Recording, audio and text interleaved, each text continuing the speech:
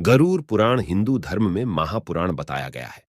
नमस्कार दोस्तों, आपका स्वागत है सनातन टोल्ड में। तो आज हम बताने वाले हैं किस दिन संबंध बनाने से भाग्यशाली बच्चा पैदा होता है, किस दिन गर्भ धारण करना चाहिए, किस दिन संभोग करने से भाग्यशाली बच्चा पैदा होता है, बुद्धिमान बच्चों की प्राप्ति के लिए क्या करना चाहिए, पुत्र हो या पुत्री, भाग्यशाली कब और कैसे बनते हैं। भाग्यशाली संतान वह अपने ज्ञान और कर्मों के आधार पर जीवन में सफलता प्राप्त कर लेते हैं। शास्त्रों के आधार पर 4 दिनों को गर्भ धारण के लिए मन गया है। इन 4 दिनों में संतान भाग्यशाली व बुद्धिमान होता है। गर्भ धारण के लिए कुछ दिनों का उल्लेख किया गया है जो शुभ और अशुभ माने जाते हैं। इंसान जैसा कर्म करता है उन्हें वैसा ही फल मिलता है।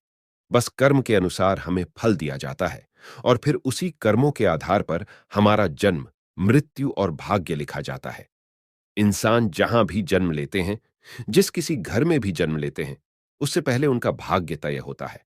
आप इस जन्म में जैसा कर्म करोगे, अगला जन्म आपको इसी के आधार पर मिलेगा। इस मृत्युलोक में कोई अमीर है, कोई गरीब है, तो कोई मिडिल क्लास के लोग भी है। उन्हें पिछले जन्म में किए गए कर्मों के आधार पर ही अमीर, गरीब और मिडिल क्लास के जन्म मिले हैं। हर इंसान अपने कर्म के जरिए अपना किस्मत स्वयं बदल सकता है। आइए जानते हैं किस महीने में जन्मे बच्चे भाग्यशाली एवं बुद्धिमान होते हैं।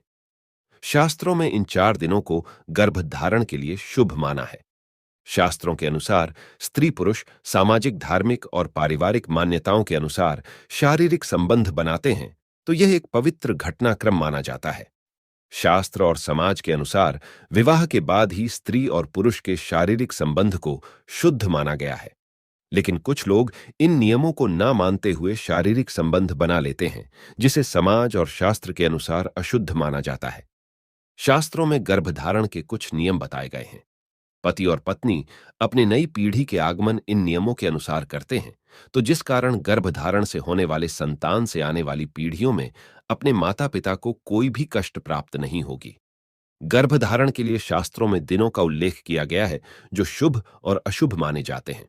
गर्भ संस्कार के अनुसार ये 4 दिन बताए गए हैं। तो आइए दोस्तों जानते हैं 4 दिन कौन कौन सा बताए गए हैं।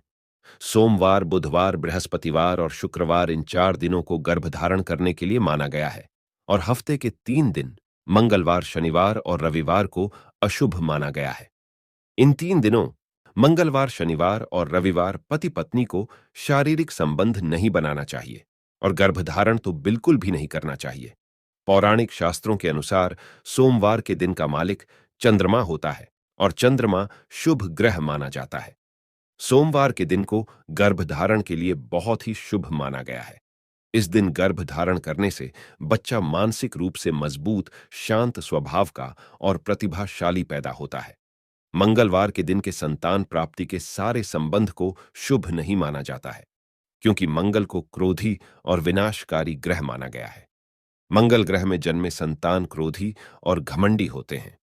वह अपने माता पिता और बड़ों की बात कभी नहीं मानता है और अपनी इच्छा अनुसार अच्छे और बुरे काम करते हैं। बुधवार के दिन को ज्योतिष शास्त्र में गर्भ धारण के लिए शुभ माना गया है। बुधवार के दिन को गर्भ धारण करने से संतान बौद्धिक और प्रतिभावान होती है, क्योंकि बुध ग्रह के महाशक्ति का सबसे अधिक प्रभाव पड़ता है। बृहस्पतिवार को गर्भ धारण के लिए श्रेष्ठ माना गया है। गुरु शिक्षा, ज्ञान और सहायता का ग्रह माना जाता है। बृहस्पतिवार को गर्भ धारण करने से संतान सेवाभावी और बड़ों का आदर करने वाला विद्वान होता है, हमेशा अपने माता पिता के विचार पर ही चलता है।